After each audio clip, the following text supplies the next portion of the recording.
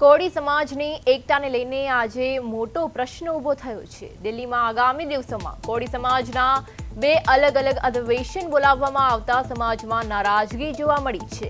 એક તરફ ધારાસભ્ય હીરાભાઈ સોલંકી અને માજી સાંસદ શિમલા વિરેન્દ્ર કશ્યપ દ્વારા 21 તારીખે સંમેલનનું આયોજન કરવામાં આવ્યું છે, તો બીજી તરફ રાજ્ય સરકારના મંત્રી કુંવરજીભાઈ બાવળિયા અને ચંદ્રવદન પીઠાવાલા દ્વારા 14 તારીખે સંમેલન બોલાવવામાં આવ્યું છે।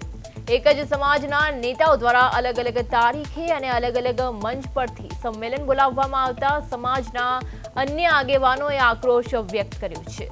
ખાસ કરીને ગુજરાતના રાષ્ટ્રીય ઉપાધ્યક્ષ પ્રવીણભાઈ કોળી આ બાબતે ગંભીર વાંધો ઉઠાવ્યો છે।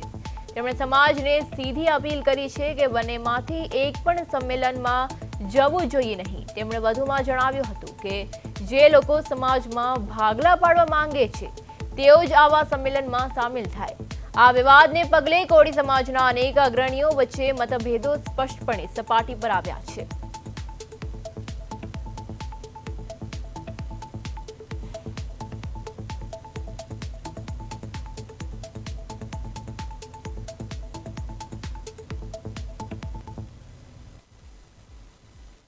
તારીખનું એમાં બંને અધિવેશન દિલ્હીની અંદર અત્યારે હાલ આયોજનની નજીક આવી ગયા છે।